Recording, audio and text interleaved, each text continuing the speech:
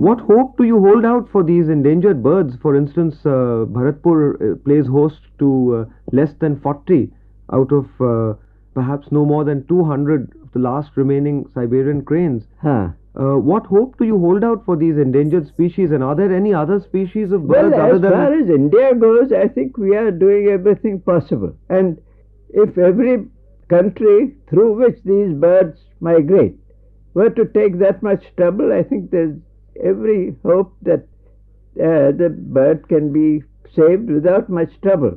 But the trouble is that on migration, it has to go through countries like Afghanistan and so on, where the people are not at all aware. They only look at it as so many kgs of meat. They are not Right. worried about whether it's a Siberian crane or any other crane. So unless in saving our wildlife, we have to depend a great deal on other people who are not so careful or so much aware of the... Yes, birds don't recognize international birds don't recognize international Yes, boundaries. yes. So you're quite Yeah. right there. What are the other species of birds other than the Siberians? For instance, I understand that the black-necked crane and the great Indian bustard, Yes. these are also severely Yes, endangered. I think if we can, the Bombay Natural History Society have got an endangered species project, which is doing excellent work, and they have been studying the great Indian bustard very minutely, and we find that they can easily be preserved with a little bit of care. Of course, protection is needed, unless there is protection from human beings. Those are the worst predators that you can imagine, and they stand in more danger from humans than from in any other way. Of course, the environment, the habitat has to be preserved too, but that can easily be done. If we can save them from being killed for food. Yes, Yeah. and in the case of the black-necked crane, there is no population pressure on its habitat of any sort, but it's the No, black-necked but the crane. trouble is that there are these shepherds and people going around the areas where the birds breed, because that is the area where the grazing is best around there, and that's the only place where and these shepherd boys and so on, they go around, they find eggs and they pick them. Yes, it's not easily patrolled, but as I understand, again, in Leh and Ladakh, in places like these, the army personnel have been given direct instructions now to protect these nests, and they seem to have taken a very Yes, enlightened stand. If the army are the only people who can sort of police these areas, because there's no other except the herdsmen themselves. So if the army can really take it up seriously, that is our only hope. And I think there are good signs of the army getting interested now, and Yes, that would be a very welcome change, because it would be some occupation for them, because I know what a dreary place this Ladakh is, where these Jawans and people have to stay for months together in all kinds of weather, nothing to do and no kind of intercourse with other people and so on. So this is, if they could create an interest in wildlife, I think they should be, apart from shooting it. Yes. Which most of them have done in the past. In the past. Now I understand direct orders have been issued by their commanders not to shoot. There's a new breed of officers and people coming up who are interested in conservation and so on. Yes, that's interesting. In the olden days it was only shooting, and now photography. There are some excellent people, as you know, among the army. Yes, Major General Gaur had shown the BNHS some slides. They were very, very good on Ladakh. What would you say in terms of ornithological work? What would you say are the areas which have not so far been covered for one reason or another in India? Would you say there's any lacuna? Would you say that some areas of work need to be done which have so far not been done, and why has it not been done? Well, as far as the inventory of birds goes, I think we have done it completely. There are very unlikely that a new bird will be found, a new species. Species. But apart from that, we have done nothing at all. We know nothing about the life histories of these birds. And nowadays, all that museum work, which was classifying and so on, has been done. Not only in India, but all over all the museums of the world. But we have got these opportunities for studying the life histories, and for which we don't find enough people. And the trouble is that it's only specialized institutions like the Bombay Natural History Society which know the difficulties and who can really reliably identify the birds. In other countries, there are ornithologists spread all over the place who are very reliable and who can be depended upon to give information. If you want to know if a certain bird occurs in Assam in a certain place, you just write to the man nearest and he will send you the information, and you can rely on that information. Here, the trouble is that there are so few people who are competent to be dependable for identification and so on, that if the man sends you some information, you don't know how much Yes. it trusts, because sometimes the information is so impossible that what are you to make of it? Yes, I quite And see this is that. our difficulty, that unless we send our own man to go and investigate there, well, we haven't got the facilities, we haven't got the finance and so on to do all that. Yes, which parts of the country would you say have, say, a curtain around it, like Arunachal Pradesh, for instance? Arunachal is one, but one much nearer home, that is the Eastern Ghats. And there are large tracts of the Eastern Ghats about which we know nothing. I see. And that is one of the most interesting, apart from, it's just like the Western Ghats, but in many ways it is really much more untouched by human activities, so that it's a wonderful place for research and study. The Bombay Natural History Society is currently engaged in quite an ambitious project for the defense. This is the bird strike, the bird hazard project. Such fields of work, the idea of discovering ways and means in which to reduce the incidence of bird strike to plane, could these fields of activity not finance and fund other areas of ornithology? I mean, the point I'm trying to make is that it's of tremendous economic importance, say, to the Air Force or to the civil aviation authorities to find ways and means. I mean, money is not a problem to them. One plane which is brought down and the lives that would be lost would be worth any amount of money. So if we could produce some kind of relevant findings to reduce the impact of bird hits, funds so raised could perhaps be used in other areas of activity. What would you say would be the role of organizations like the BNHS and other such organizations in? Well, actually, I think the Natural History Society is now very much relied on by government departments and so on, which was not the case till only fairly recently. And they have been entrusted with so many very important projects. One of them, as you said, was the bird hazard, where birds run foul of planes and cause much damage and sometimes fatal accidents also. So we have got a project of trying to see why the birds and what birds, first of all, are involved, and why they gather around airports and how we can keep them off. So this project has been going on, and I think as far as the birds are concerned, we have been able to do very good work as to their ways of life and how they are connected with airports and so on. But so far we haven't got any clue as to how they can be definitely saved. We have made some suggestions. For instance, most of the offenders in northern India particularly are vultures, and how to keep vultures off is to keep the precincts of the airport clean.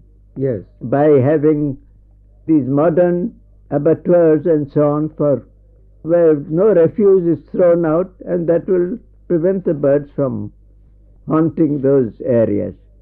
But it takes such a long time to implement all these things, and very often the municipalities and so on are responsible for this, and they always have no money for making these changes.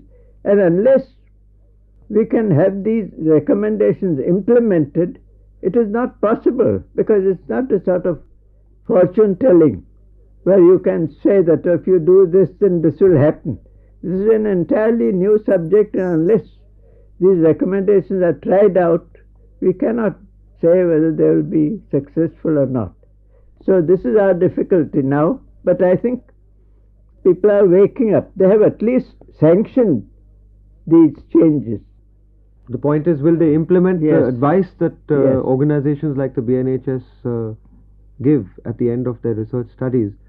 Dr. Salim Ali, could you point out, in your opinion, the kind of people that conservationists need to focus their attentions on in order to bring about those changes that would benefit the overall ecology of our nation? For instance, now at this point in time, it seems everything begins and ends with the politicians. You find that budgets are to be sanctioned, it's the politicians that have to sanction the budgets. If certain projects are to be scrapped, then it's the politicians that we have to look towards to ask them to prevent the implementations of, say, ill-advised idle projects, or be they what they are. How do you think we should be able to reach these sectors, and who are the people who you would suggest that conservationists devote their attention to? Through which area of people do you think conservation objectives can be best met? Well, I think that is one of the reasons why we had great hopes on the Department of Environment. And really, the Department of Environment, I think perhaps it's being unjust to them because they have only recently started.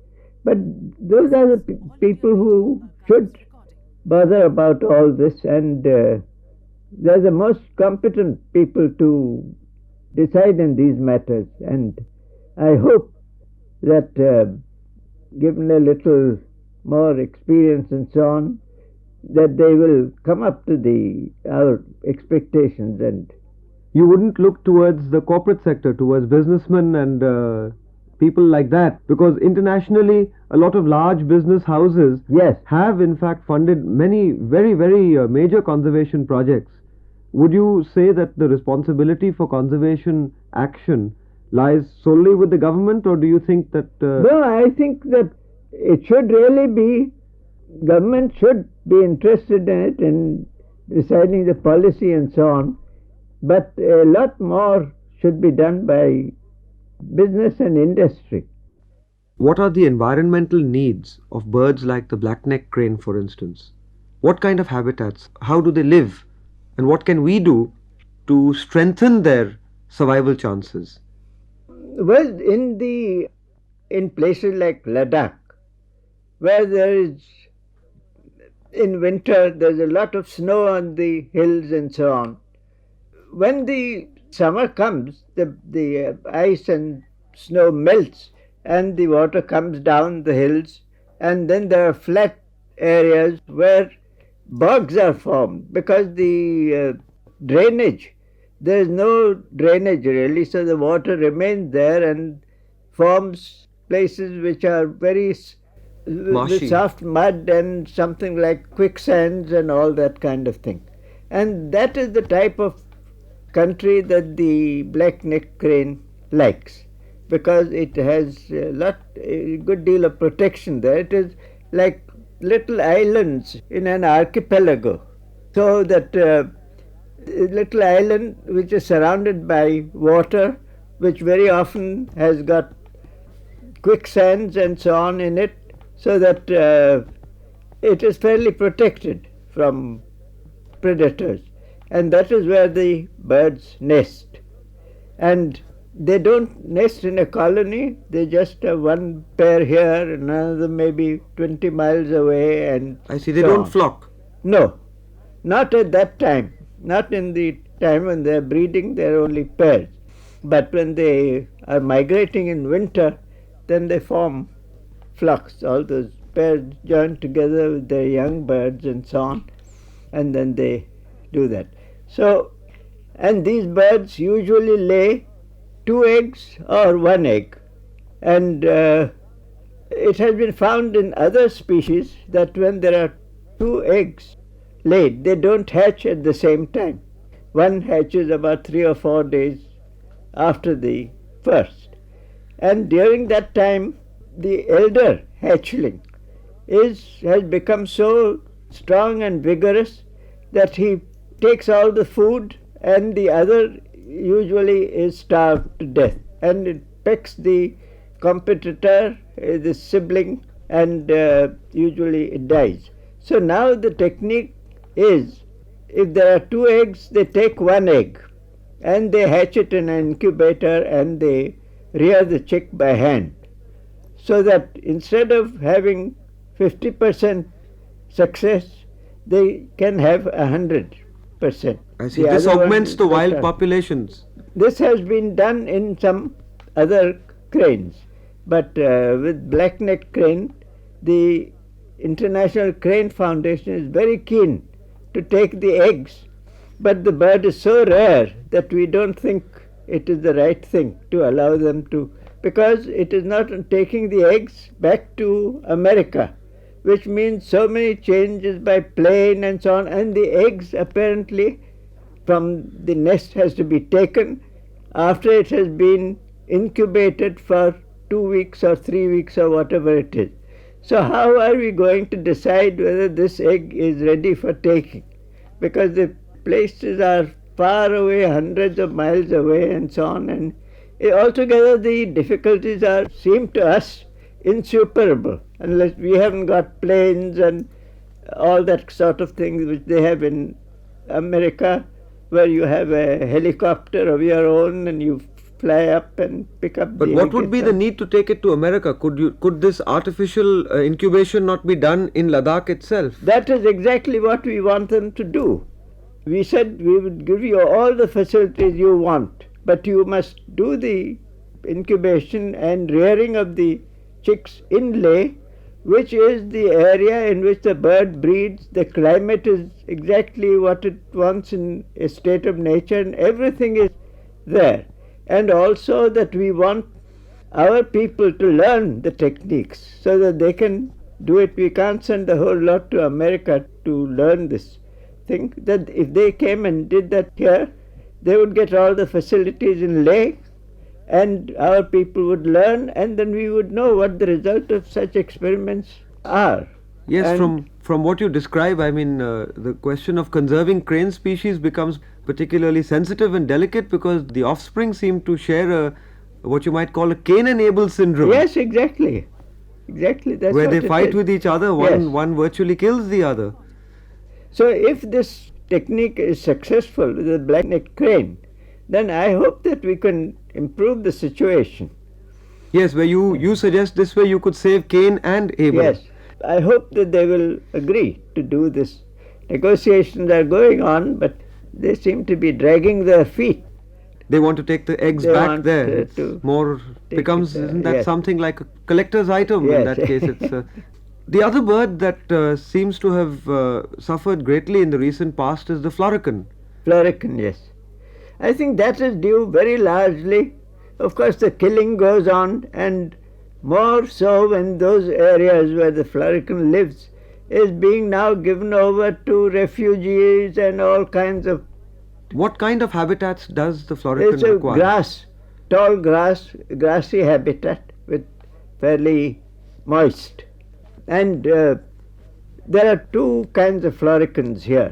One lives in the Tarai area, which is the Bengal florican, which is a larger bird, and one is the lesser florican, which is found in central India, practically the whole of India at one season or another. But it breeds only in the rainy season when the grass comes up a bit.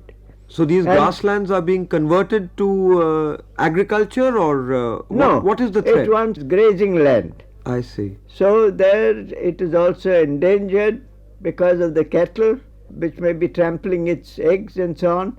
And another unfortunate thing for this lesser florican is that when it is breeding, one of the courtship displays is that it jumps up from the grass and just for a bit and then comes down again. So that from a long distance you can see the bird coming up and going down, and that advertises its presence, and the shikaris go and wait there, and as soon as it comes up. Yes, that's very ironic. It's very unfortunate, but it's a very spectacular display. Yes, a spectacular display that it has evolved over millions of years as a means of procreation should actually lead to its death now, because man cannot accept this. So we are trying to now, we have got a project, Bombay Natural History Society, who is looking after the Endangered Species Project. One of the birds is the Great Indian Bustard, and then these two floricans that we have in India. On that the work is going to begin now with the rainy season. I see. Now all these birds, they need study, serious study. You had brought up the point of professional ornithologists, field biologists, etc. a little earlier. How do you suggest that funds will be found in future to create sufficient individuals capable of making and assessing situations in the field? You said, for instance, that you have no reliable people stretched far and wide in this country, and it's not going to be possible for the Bombay Natural History Society to send its people on hearing a report all the time. How do you recommend, how do you suggest it would be feasible for larger and larger numbers of professionals to emerge? Well, I think for non-government organizations, the only thing is to build up a sufficiently big endowment fund on the interest of which these people can be kept. And it's a great pity, as we are experiencing now, to train really first-class biologists in the 2 or 3 years of the project that we have, which is financed from outside, that after the project is over, then what do we do with them? We don't want to lose them, and they can't live without some kind of regular income. They've got their families and so on to keep. So how to do that? That is what we are trying to do now, to try and build up an endowment fund which will enable us to maintain these people that we have trained, who are exceptionally good. Some of them are first class, and we don't want to lose them. If we can't do that, they will have to go back to some other job where they can earn their living.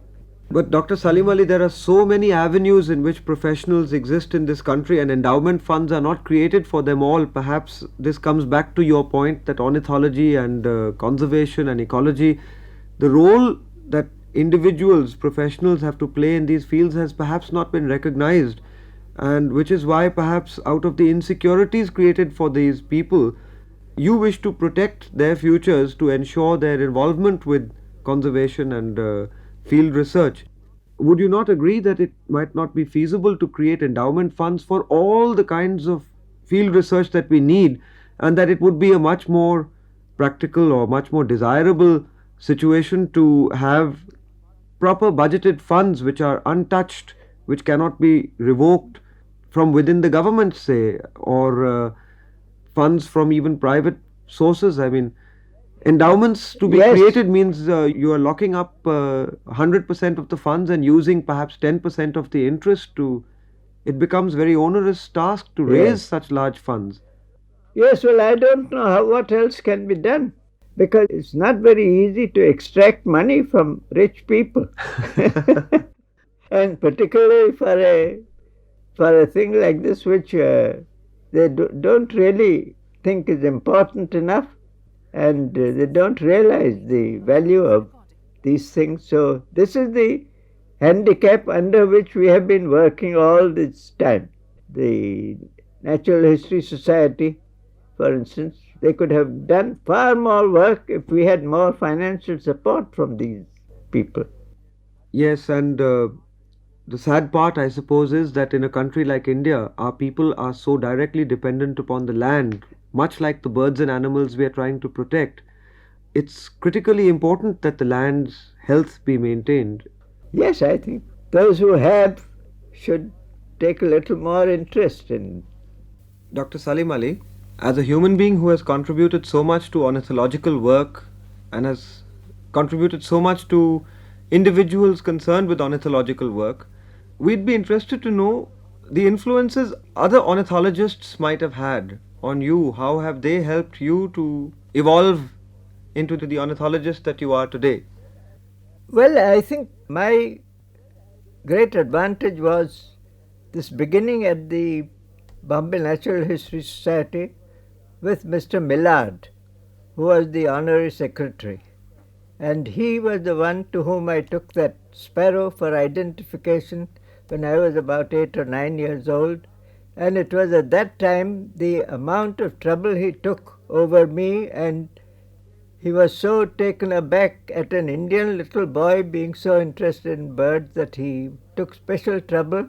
And then he said, "Why don't you make a small collection of your own and you bring it along here, and we will show you what we have got in our collection. You can compare, and we'll give you some books." And that is how the thing started, really. But then later on, I was closely connected with the Natural History Society, where my friend Prater, he was then assistant curator, but he was also very interested in birds, and we did a lot of birding around Bombay, collecting and studying and so on. So that is how it started. But my real scientific ornithology started when I went to Germany to take a special course in systematic ornithology. And there my professor was Professor Stresemann, who was absolutely the doyen of world ornithology at the time. Yes, as you mentioned earlier in one of our earlier sessions, Dr. Stresemann was perhaps responsible for making you look into the ways that birds live, Yes. rather than the pure morphology Exactly. Yes. and taxonomy of birds. Yes, and also this Dr. Oscar Heinroth, who was there, he is really the father of ethology, that is bird behavior and ecology of birds and bird behavior. Yes, well, we must consider ourselves fortunate for the fact that individuals like this set you on this particular direction, because you have contributed so much to the idea of bird study, not in terms of its the weight and the size of the birds, etc., but in the basic business of bird behavior. Yes, bird behavior. And We'd also like to have some idea as to what these individuals did, in the sense that in their different countries, what were their areas of studies, and in their specific area of study, how did they influence you? well, the thing was that in India we only thought of taxonomy, because that was considered the scientific part of ornithology, and watching birds in the open and so on, they thought it was just a pastime for the idle rich to kill time and so on, and no attention was paid to that. But what I learned in Germany and in Europe generally was that more and more attention was being paid to ecology, to the way the bird, the habitats, what are the different factors in the habitat that are attractive to a certain species and not to others, and what the connection between the habitat and the bird is, and so on. That is really my own interest in bird study. Yes, these interrelationships. Yes, In fact, as a progression of that, perhaps not just from one bird to another, but perhaps from the birds to the animals, the reptiles, the yes. mammals, they yes, all the general interconnected. ecology, and why some birds are so unevenly distributed, why they are present in one place and why they are absent in another, and why their place is replaced by some other species, and so on. One name that specifically comes to mind when one thinks back to your early days is Hugh Whistler. Yes. He accompanied you. No, Hugh Whistler was quite a senior ornithologist, and by the time I had started, he had been in India for quite a number of years. He was in the police service, and he had made a very good study of the birds of the Punjab. And in doing so, he had got a very good idea of the avifauna of the whole of the subcontinent. Yes, some of the surveys that you had gone on with him, I think Travancore and Hyderabad Yes. and... No, I had not gone actually with him. I see. But when I got the specimens, I kept the ecological and field notes, and the actual taxonomical work was done by him, this on the skins. I sent the skins to him, and he compared them and identified them subspecifically, and if there was anything new, he described the new subspecies and so on. Wonderful. In fact, this is something that all of us are amazed at, the very meticulous way in which you've maintained these notes, because most naturalists who go out into the field, their information is comparatively scrappy. Your notes are almost like finished material. Who influenced you perhaps or taught you this specific, very critical aspect of your Yes, field well, work? this is the aspect, the reviews of my papers, which I appreciate most, that I had broken away from the old tradition of just having the systematic list of birds and so on, but gone in for more for their life history, their food and their behavior and their nesting habits and their geographical distribution and so on. I mean, anything to do with the living bird I was interested in, and not in dried museum skins. Were you perhaps following a model? Did you see somebody else do anything like this? Either of these names, Oscar Heinroth or Hugh Whistler or Stresemann, did they in any way contribute to your methodology of making field notes? Because not altogether. I did get a lot of clues from the way one should go about this. And then in the course of my work, I naturally developed my own methods too. Various people who have had the influence on you, a small note on why they have reached these levels of achievement that they have. What have they specialized in? I mean, this answer on Heinroth is clear.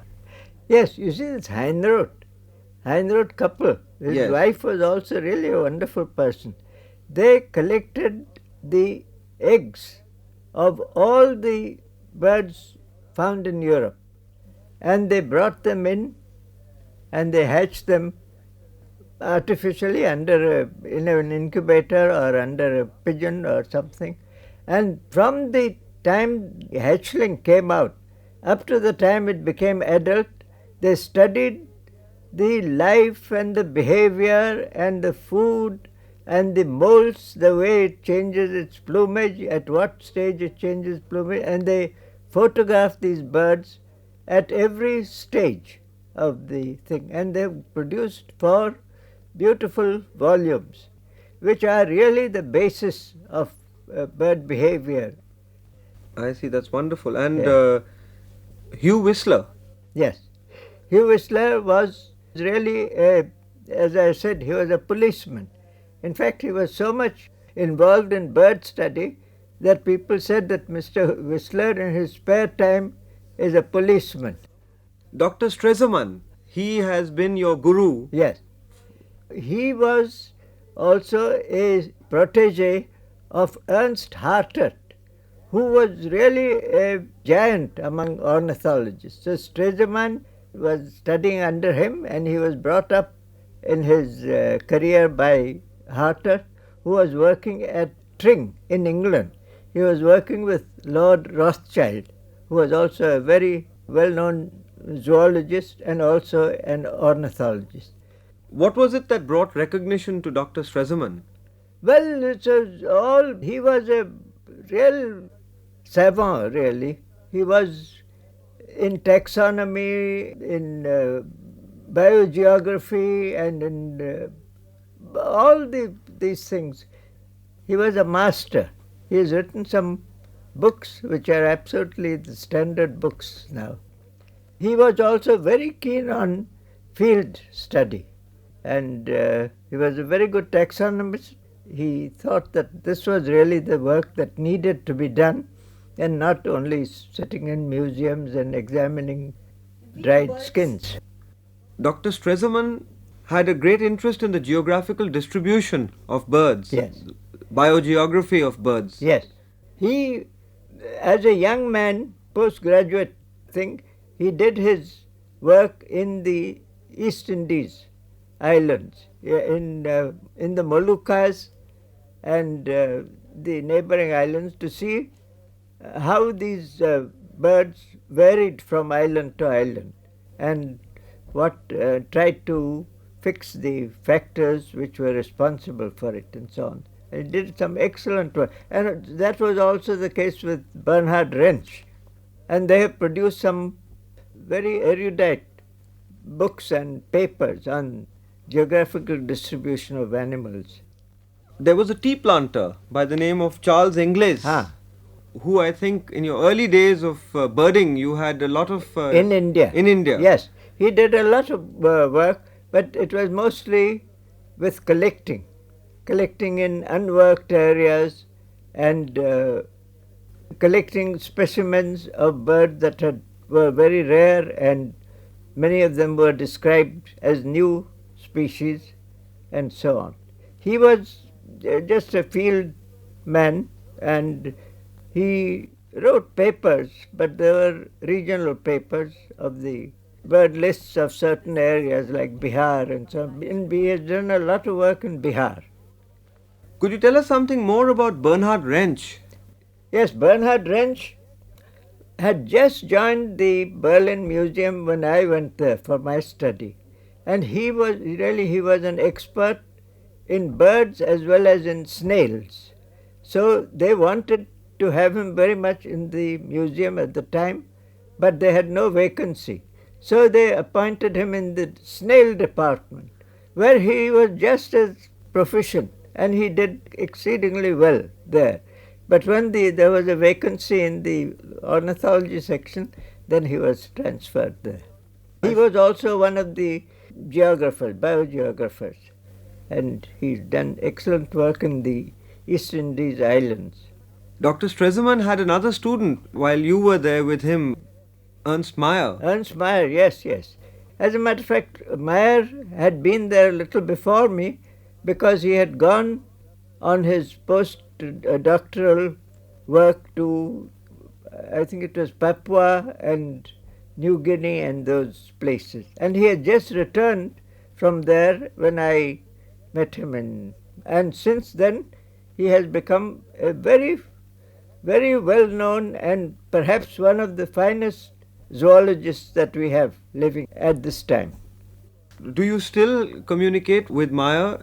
Mayr I was not particularly friendly with, because he was a man who knew that he was clever, and he made you feel that he knew that he was clever. But although Stresemann was his teacher, but he was far more he had more humility, and he never tried to show off his knowledge and all that. Whereas you didn't feel that with Mayr. So I was not really very friendly with him, but we had... Of course,